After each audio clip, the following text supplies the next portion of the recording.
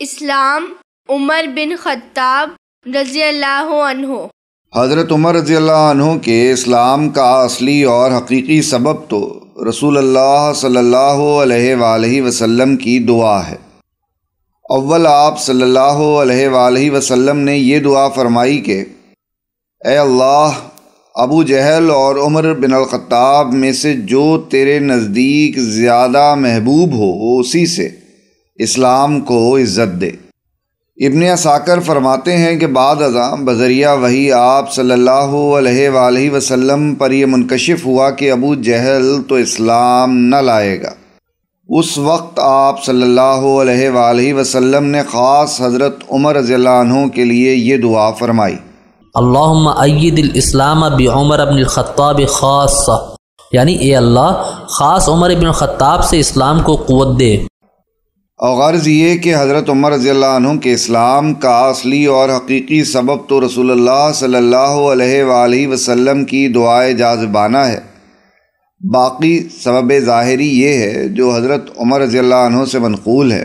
فرماتے ہیں کہ میں ابتدا میں رسول اللہ صلی اللہ علیہ وآلہ وسلم کا سخت مخالف اور دین اسلام سے سخت متنفر اور بیزار تھا۔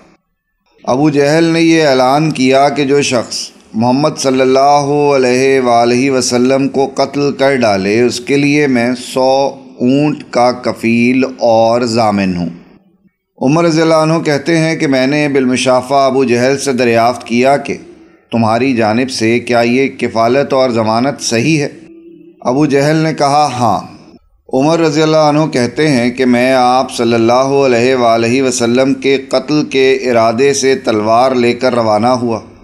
راستے میں نعیم بن عبداللہ نہام ملے اور پوچھا کہ اے عمر، اس دوپہر میں کس ارادے سے جا رہے ہو؟ عمر رضی اللہ عنہ نے کہا کہ محمد صلی اللہ علیہ وآلہ وسلم کے قتل کا ارادہ ہے۔ نعیم رضی اللہ عنہ نے کہا محمد صلی اللہ علیہ وآلہ وسلم کو قتل کر کے بنی ہاشم اور بنی زہرہ سے کس طرح بچ سکو گے؟ عمر رضی اللہ عنہ نے کہا میں گمان کرتا ہوں کہ تو بھی صابی یعنی بددین ہو گیا ہے اور اپنے آبائی مذہب کو چھوڑ بیٹھا ہے۔ نعیم رضی اللہ عنہ نے کہا آپ مجھ سے کیا کہتے ہیں؟ آپ کو معلوم نہیں کہ آپ کی بہن فاطمہ بنت خطاب اور آپ کے بہنوئی سعید بن زید دونوں صابی ہو چکے ہیں اور تمہارا دین چھوڑ کر اسلام قبول کر چکے ہیں۔ عمر رضی اللہ عنہ یہ سنتے ہی غصے میں بھرے ہوئے بہن کے گھر پہنچے۔ حضرت خباب رضی اللہ عنہ جو ان کی بہن اور بہنوئی کو تعلیم دے رہے تھے، حضرت عمر رضی اللہ عنہ کی آہٹ سنتے ہی چھپ گئے۔ عمر رضی اللہ عنہ گھر میں داخل ہوئے اور بہن اور بہنوئی سے کہا شاید تم دونوں صابی ہو گئے ہو۔ بہنوئی نے کہا اے عمر، اگر تمہارا دین حق نہ ہو بلکہ اس کے سوا کوئی دوسرا دین حق ہو تو بتلاؤ کیا کرنا چاہیے؟ بہنوئی کا یہ جواب دینا تھا کہ عمر ان پر پل پڑے۔ بہن شوہر کو چھڑانے کے لیے آئیں تو ان کو اس قدر مارا کہ چہرہ خون آلود ہو گیا۔ اس وقت بہن نے یہ کہا کہ اے خطاب کے بیٹے، تجھ سے جو کچھ ہو سکتا ہے وہ کر لے، ہم تو مسلمان ہو چکے ہیں۔ اے اللہ کے دشمن، تو ہم کو محض اس لیے مارتا ہے کہ ہم اللہ کو ایک مانتے ہیں؟ خوب سمجھ لے کہ ہم اسلام لا چکے ہیں اگرچہ تیری ناک خاک آلود ہو۔ حضرت عمر رضی اللہ عنہ یہ سن کر کچھ شرمائے اور کہا کہ اچھا وہ کتاب جو تم پڑھ رہے تھے مجھ کو بتلاؤ۔ یہ سنتے ہی حضرت خباب رضی اللہ عنہ جو مکان کے کسی گوشے میں چھپے ہوئے تھے فوراً باہر نکل آئے۔ بہن نے کہا انک رجس وانہ لا یمسہ الا المطہرون فقم فتوضا، یعنی تو ناپاک ہے اور قرآن پاک کو پاک ہی لوگ چھو سکتے ہیں، جاؤ وضو کر کے آؤ۔ عمر رضی اللہ عنہ اٹھے اور پاک صاف ہو کر واپس آئے اور صحیفہ مطہرہ کو ہاتھ میں لیا جس میں سورہ طٰہٰ لکھی ہوئی تھی۔ پڑھنا شروع کیا، طٰہٰ ما انزلنا علیک القرآن لتشقى الا تذکرة لمن یخشى تنزیلا ممن خلق الارض والسماوات العلی الرحمن علی العرش استوى له ما في السماوات وما في الأرض وما بينهما وما تحت الثرى وإن تجهر بالقول فإنه يعلم السر وأخفى الله لا إله إلا هو له الأسماء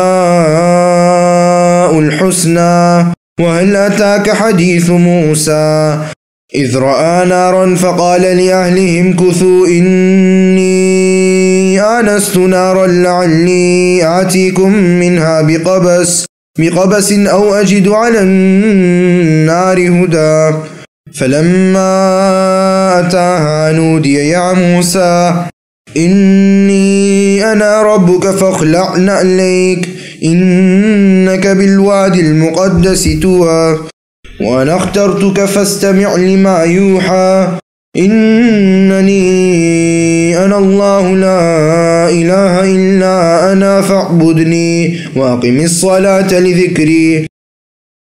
طٰہٰ، ہم نے یہ قرآن تجھ پر اس لیے نہیں اتارا کہ تو مشقت میں پڑ جائے، بلکہ اس کی نصیحت کے لیے جو اللہ سے ڈرتا ہے۔ اس کا اتارنا اس کی طرف سے ہے جس نے زمین کو اور بلند آسمانوں کو پیدا کیا ہے، جو رحمان ہے، عرش پر قائم ہے، جس کی ملکیت آسمانوں اور زمین اور ان دونوں کے درمیان اور کرۂ خاک کے نیچے کی ہر ایک چیز پر ہے۔ اور اگر تو اونچی بات کہے تو وہ تو ہر ایک پوشیدہ بلکہ پوشیدہ سے پوشیدہ تر چیز کو بھی بخوبی جانتا ہے۔ وہی اللہ ہے جس کے سوا کوئی معبود نہیں، بہترین نام اسی کے ہیں۔ اور کیا تجھے موسیٰ کا قصہ بھی معلوم ہے جبکہ اس نے آگ دیکھ کر اپنے گھر والوں سے کہا کہ تم ذرا سی دیر ٹھہر جاؤ، مجھے آگ دکھائی دی ہے، بہت ممکن ہے کہ میں اس کا کوئی انگارہ تمہارے پاس لاؤں یا آگ کے پاس سے راستے کی اطلاع پاؤں۔ جب وہ وہاں پہنچے تو آواز دی گئی، اے موسیٰ، یقیناً میں ہی تیرا پروردگار ہوں، تو اپنی جوتیاں اتار دے، کیونکہ تو پاک میدان طویٰ میں ہے اور میں نے تجھے منتخب کر لیا ہے۔ اب جو وحی کی جائے اسے کان لگا کر سن، بے شک میں ہی اللہ ہوں، میرے سوا عبادت کے لائق اور کوئی نہیں، پس تو میری ہی عبادت کر اور میری یاد کے لیے نماز قائم رکھ۔ جب اس آیت تک پہنچے تو بے ساختہ بول اٹھے، ما احسن ھذا الکلام و اکرمہ، یعنی کیا ہی اچھا اور بزرگ کلام ہے۔ حضرت خباب رضی اللہ عنہ نے عمر رضی اللہ عنہ سے یہ سن کر کہا کہ اے عمر، تم کو بشارت ہو، میں امید کرتا ہوں کہ رسول اللہ صلی اللہ علیہ وآلہ وسلم کی دعا تمہارے حق میں قبول ہوئی۔ عمر رضی اللہ عنہ نے کہا، اے خباب، مجھ کو آپ صلی اللہ علیہ وآلہ وسلم کے پاس لے چلو۔ حضرت خباب رضی اللہ عنہ عمر رضی اللہ عنہ کو ساتھ لے کر دار ارقم کی طرف چلے۔ حضرت ارقم رضی اللہ عنہ سابقین اولین میں سے ہیں، 7ویں یا 10ویں مسلمان ہیں۔ کوہ صفا پر آپ رضی اللہ عنہ کا مکان تھا۔ حضرت عمر رضی اللہ عنہ کے اسلام لانے تک رسول اللہ صلی اللہ علیہ وآلہ وسلم اور صحابہ کرام اجمعین وہیں جمع ہوتے تھے۔ دار ارقم پہنچے، دروازہ بند تھا۔ دستک دی اور اندر آنے کی اجازت چاہی۔ یہ معلوم کر کے کہ عمر رضی اللہ عنہ اندر آنا چاہتے ہیں، کوئی شخص دروازہ کھولنے کی جرت نہ کرتا تھا۔ حضرت حمزہ رضی اللہ عنہ نے فرمایا کہ دروازہ کھول دو اور آنے دو۔ اگر اللہ نے عمر کے ساتھ خیر اور بھلائی کا ارادہ فرمایا ہے تو اللہ اس کو ہدایت دے گا اور وہ اسلام لے آئے گا اور اللہ کے رسول کا اتباع کرے گا، ورنہ تم اللہ کے حکم سے اس کے شر سے محفوظ اور مامون رہو گے۔ اور بحمدللہ عمر کا قتل کر دینا ہم پر کچھ دشوار نہیں۔ اور رسول اللہ صلی اللہ علیہ وآلہ وسلم نے بھی دروازہ کھولنے کی اجازت دی۔ دروازہ کھول دیا گیا۔ عمر رضی اللہ عنہ کو بازو پکڑ کر آپ صلی اللہ علیہ وآلہ وسلم کے سامنے کھڑا کر دیا۔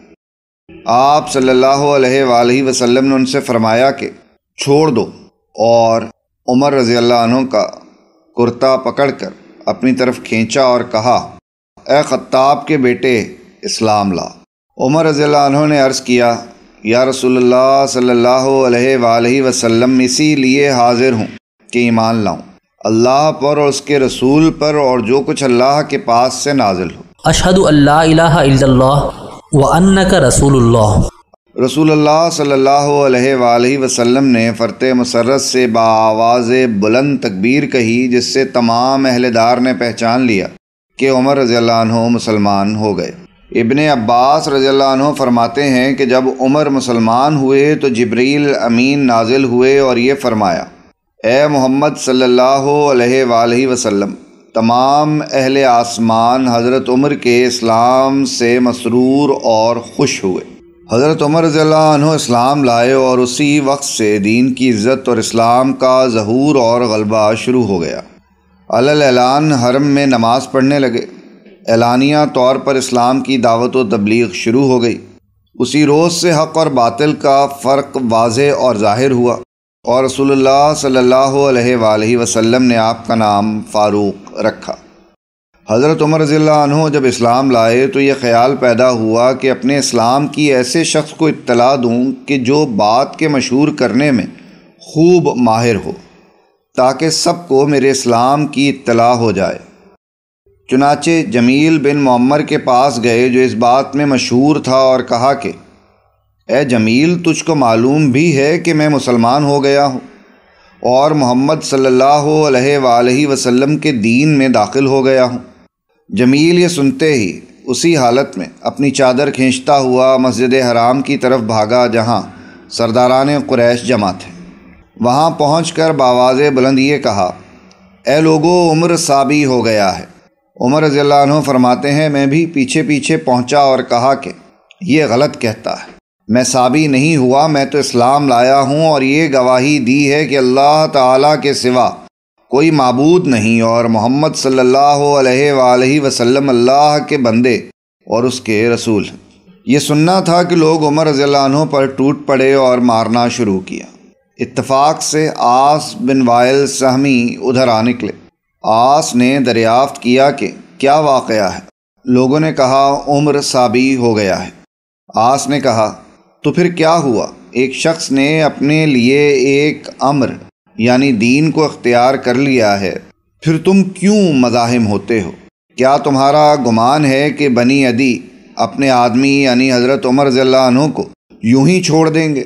جاؤ، میں نے عمر کو پناہ دی۔ عاص کا پناہ دینا تھا کہ تمام مجمع منتشر ہو گیا۔ حضرت عمر رضی اللہ عنہ حبشہ کی ہجرت اولیٰ کے بعد اور ہجرت ثانیہ سے قبل سن 6 نبوی میں مشرف باسلام ہوئے، اور بعض لکھتے ہیں کہ سن 5 نبوی میں اسلام لائے۔